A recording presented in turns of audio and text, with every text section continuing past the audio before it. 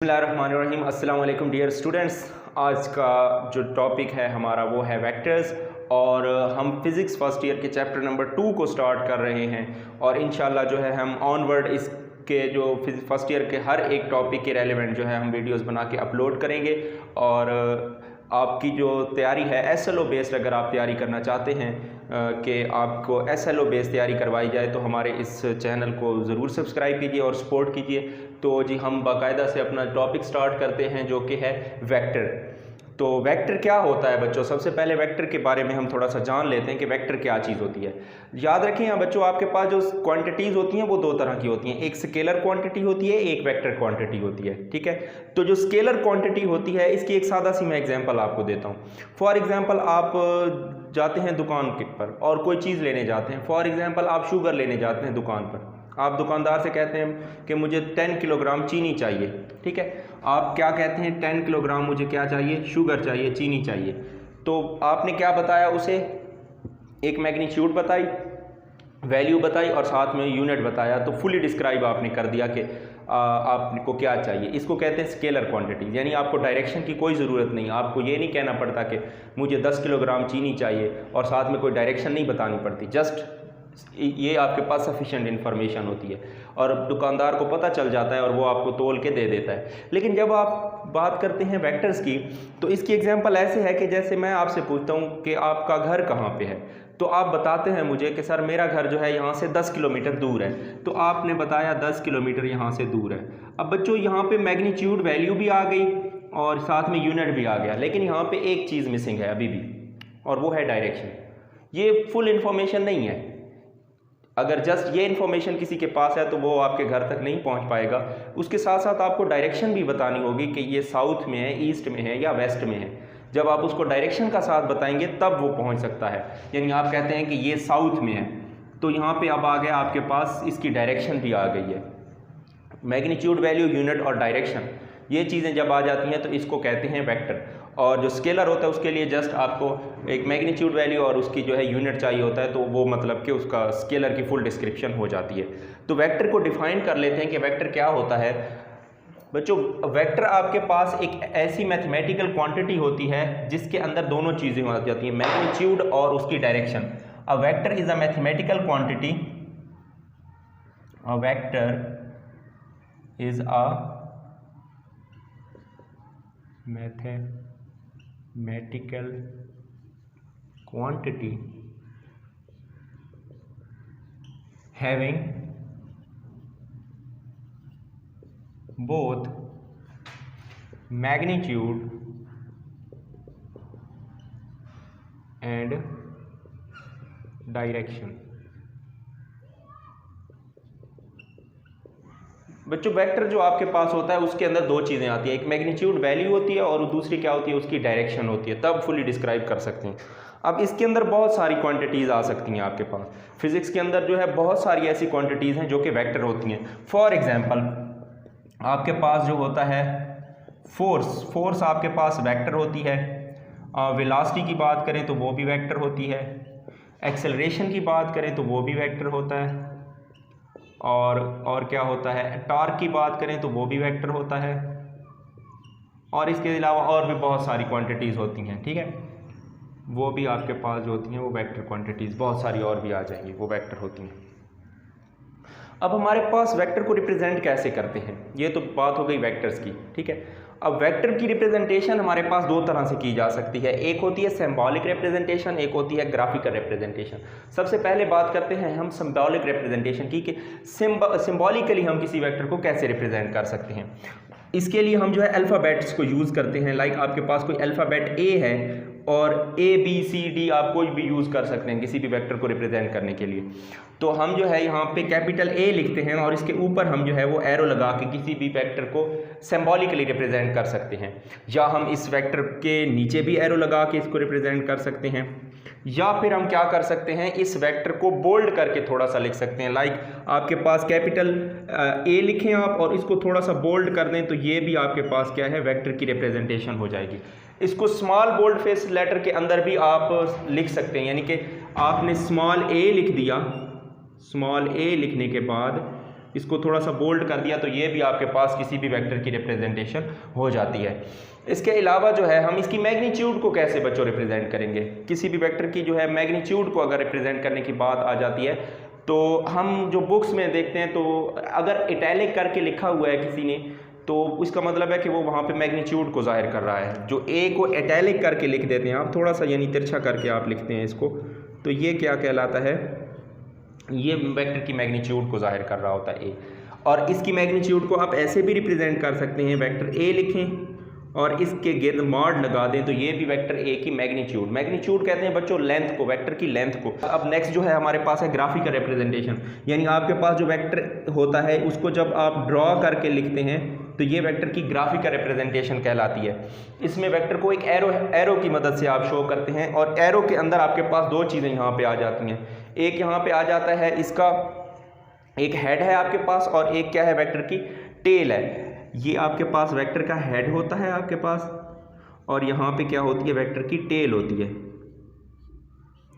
तो यहाँ पे जो वेक्टर की लेंथ है आपके पास यानी इसके एरो से लेकर यानी या आप कह लें इसकी टेल से लेकर इसके एरो हेड तक इसकी एक लेंथ बन रही होती है। ये लेंथ जो है वेक्टर की मैग्नीट्यूड को बता रही होती है, यानी जितना वेक्टर की लेंथ ज़्यादा उतना उसका मैग्नीट्यूड ज़्यादा, जितनी लेंथ कम उतना मैग्नीट्यूड कम। उसके बाद जो है आपके पास फॉर एग्जांपल मैं यहाँ पे एक ड्रॉ करता हूँ वेक्टर और ये मैं फोर्स के लिए लेट्स सपोज ड्रॉ कर रहा हूँ। ये फोर्स F है और ये 5 न्यूटन की फोर्स है आपके पास। ओके, जब 5 न्यूटन की फोर्स आप लगा रहे हैं कि किसी डायरेक्शन में तो ये उसको जाहिर कर रही होती है। और आपके पास अगर मैं कहता हूँ कि यहाँ पे मैं इसको डबल कर देता हूँ, लेट्स सपोज मैं कहता हूँ कि ये 10 न्यूटन की फोर्स है, तो बच्चों देखेंगे आपके पास वेक्टर की लेंथ भी डबल हो गई है। जैसे मैग्नीट्यूड आपने बढ़ाई वेक्टर की लेंथ भी बढ़ जाएगी। अगर मज़ीद मैं कहूँ इसको 20 न्यूटन की फोर्स का कहूँ तो इस वेक्टर की लेंथ मज़ीद इससे भी डबल हो जाएगी, यानी कि ये इससे भी ज़्यादा हो जाएगी और ये फोर्स जो है आपके पास 20 न्यूटन की फोर्स को जाहिर कर रही होगी, यानी बहुत ज़्यादा, इससे भी थोड़ी सी ज़्यादा हो जाएगी। तो ये क्या कहलाएगी, वेक्टर की क्या कहलाएगी, थोड़ा सा इसको ऐसे कर दें।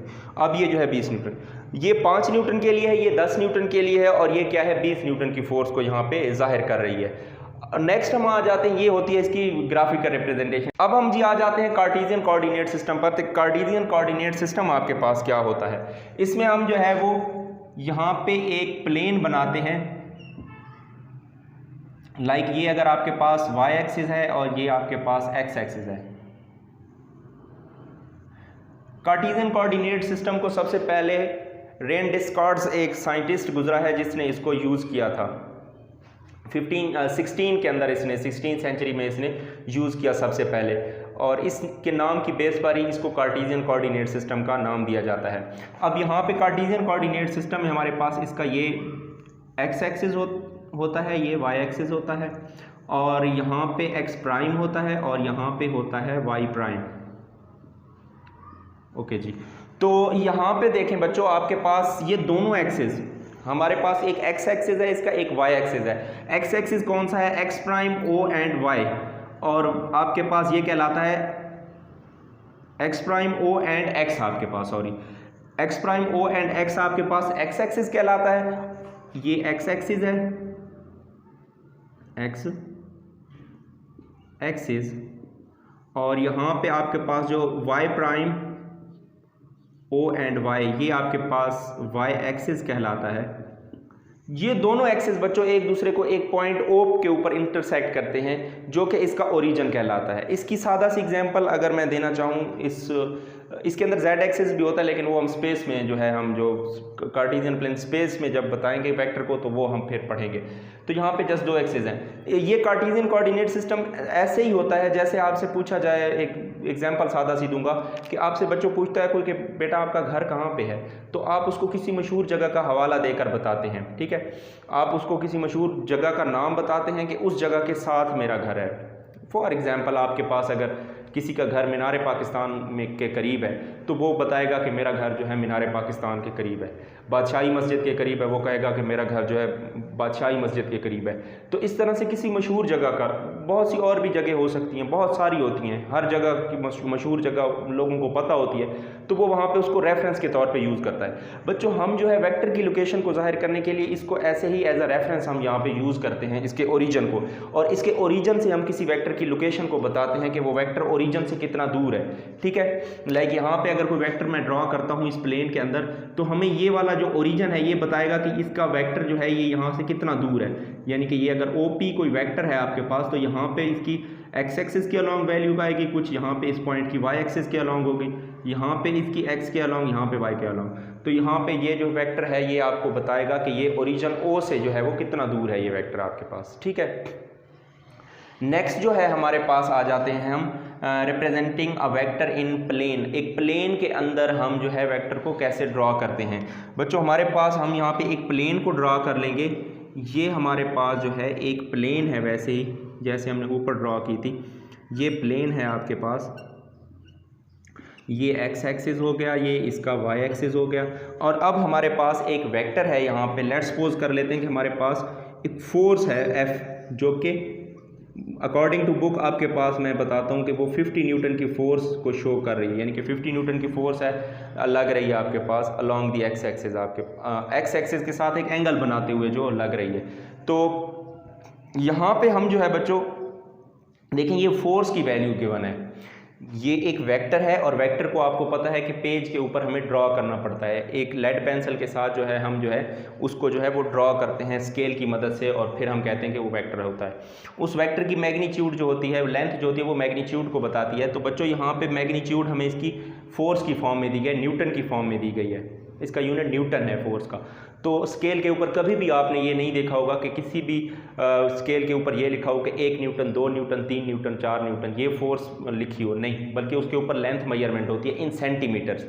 तो हम क्या करते हैं, हमारे पास तो ये न्यूटन में फोर्स को लिखा हुआ है इसने, तो हमें लेंथ की फॉर्म में इसको कन्वर्ट करना पड़ेगा।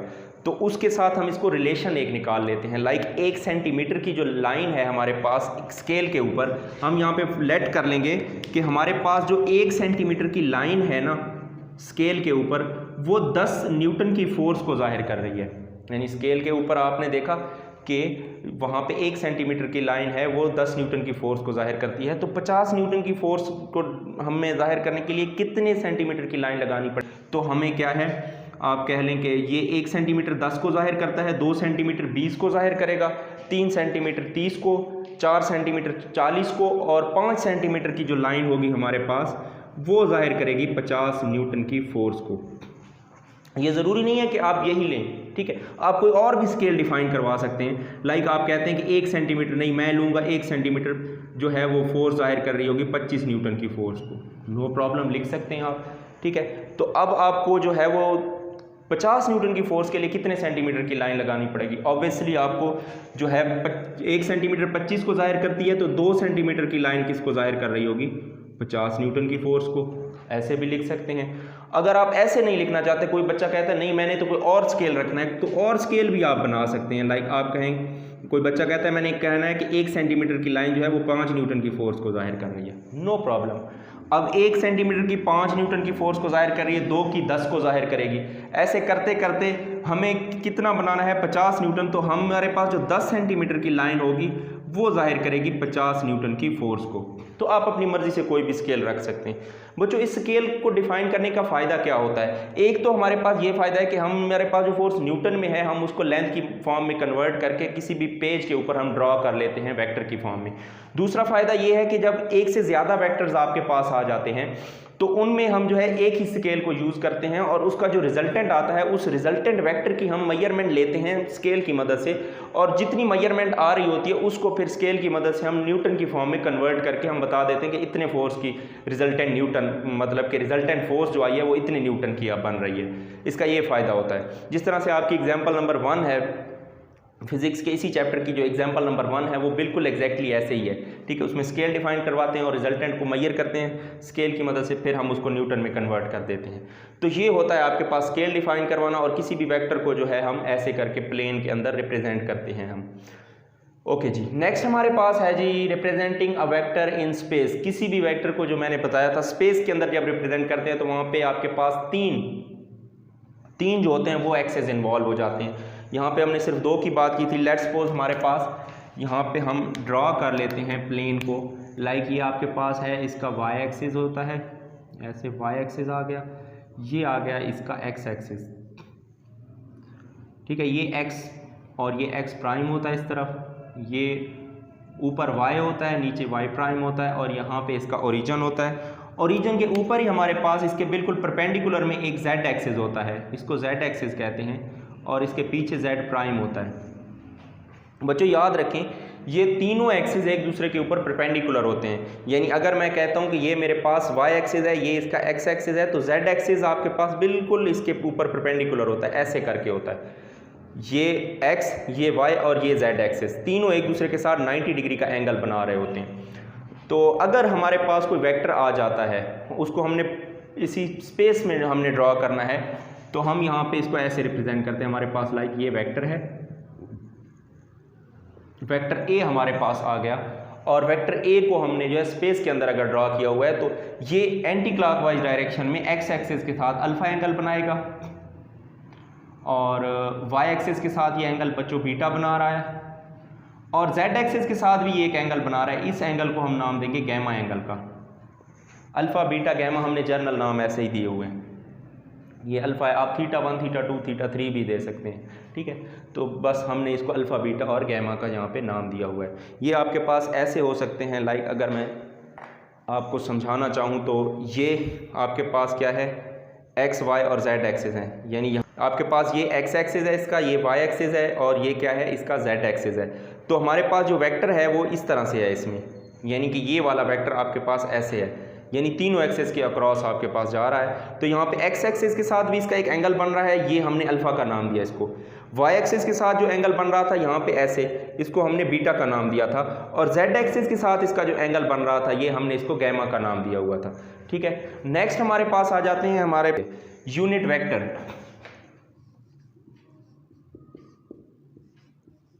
यूनिट वेक्टर बच्चों, unit vector a vector having magnitude 1 and use to represent the direction of the vector is called unit vector. Unit vector आपके पास ऐसा वेक्टर होता है जिसकी मैग्नीट्यूड 1 होती है, यानी आपके पास जिस तरह मैंने यहाँ पे बताया था मैग्नीट्यूड के बारे में कि वेक्टर की जो लेंथ है वो इसकी मैग्नीट्यूड को जाहिर करती है। तो यहाँ पे अगर हमारे पास किसी वेक्टर की, फर्स्ट ऑफ ऑल हमारे पास कोई वेक्टर था लेट्स सपोज, और उस वेक्टर की मैग्नीट्यूड थी आपके पास 5 न्यूटन, मैं कहता हूँ फोर्स की फॉर्म में है 5 यूनिट कर लें, सेंटीमीटर न्यूटन को छोड़ दें, 5 यूनिट थी इसकी मैग्नीट्यूड, और इसकी मैं कहता हूँ कि ये जो हेड है ना यहाँ पे, इसकी मैग्नीट्यूड 1 है अगर हमारे पास, तो हम यहाँ से क्या कह सकते हैं कि हमारे पास इसका हेड जो है उसकी मैग्नीट्यूड 1 है, और यहाँ पे इसके हेड को ही हम सिर्फ यूज़ कर लेते हैं। ऐसे करके हम वेक्टर ड्रॉ करते हैं और इसको कैप की फॉर्म में हम ऐसे इसके ऊपर ड्रॉ कर देते हैं। तो हमारे पास ये यूनिट वेक्टर ए को, अगर ए कोई वेक्टर था तो ये इस ए का यूनिट वेक्टर का सिंबल ये होगा आपके पास, और इसकी इक्वेशन क्या बनेगी, आपने वेक्टर ए डिवाइडेड बाय ए का मॉड, यानी वेक्टर ए का मैग्नीट्यूड आपने डिवाइड करवा देना है, तो ये क्या बन जाएगा, वेक्टर ए का यूनिट वेक्टर आपके पास जो है वो बन जाएगा यहाँ पे। ओके, अब ये आपके पास वेक्टर, हमारे पास जिस तरह से ये प्लेन है, ठीक है, ऐसे स्पेस के अंदर जो हमने प्लेन, कार्टेशियन प्लेन ड्रॉ की हुई है, यहाँ पे हमारे पास एक प्लेन होती है ऐसे करके, यानी ये एक्स एक्सिस है, ये वाई एक्सिस है, और ये इसका जेड एक्सिस है। तो यहाँ पे भी हम यूनिट वेक्टर को यूज़ करते हैं, यानी एक्स और वाई और जेड ये 3 डायरेक्शंस हैं, और इन तीनों डायरेक्शंस के लिए हम यूनिट वेक्टर डिफाइन करवाते हैं जो कि डायरेक्शन की रिप्रेजेंट करेगा। तो हम यहाँ पे कह देते हैं कि एक्स के अलॉन्ग जो यूनिट वेक्टर होता है वो आई होता है, वाई के अलॉन्ग जो होता है वो जे, और जेड के अलॉन्ग जो होता है वो के होता है। यानी हमारे पास आई, जे, के और जो होते हैं ये यूनिट वेक्टर्स होते हैं, इनकी मैग्नीट्यूड 1 होती है, और कहीं पे आई लिखा होगा किसी के वैल्यू के साथ, तो आपने समझ लेना है कि वो एक्स एक्सिस के अलॉन्ग जो है वो लग रही है फोर्स है या जो भी चीज़ है, जो जिस चीज़ का भी वेक्टर होगा वो उसको जाहिर कर रहा होगा। वाई के अलॉन्ग वाई लिखा होगा, जे लिखा होगा सॉरी, तो आपने समझना है कि ये वाई एक्सिस के अलॉन्ग लग रही है, और अगर के लिखा होगा उसके साथ, के यूनिट वेक्टर, तो वो जेड एक्सिस के अलॉन्ग जो होगा वो वेक्टर होगा आपके पास। तो वेक्टर की डेफिनेशन लिख लेते हैं। वेक्टर की डेफिनेशन होती है यूनिट वेक्टर की, the vector having magnitude 1 and used to represent the direction of vector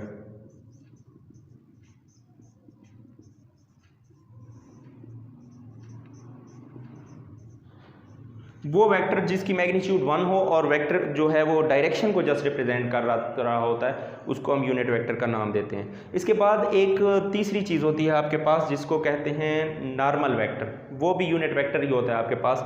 बच्चों नॉर्मल वेक्टर क्या होता है, यहाँ पे हम लिख लेते हैं normal vector. At the end जो है हम बात कर रहे थे नॉर्मल वेक्टर की। नॉर्मल वेक्टर, नॉर्मल वेक्टर बच्चों उसी तरह से होता है जिस तरह से यूनिट वेक्टर होता है, लेकिन ये एक स्पेसिफिक सरफेस एरिया के लिए हम यूज़ करते हैं।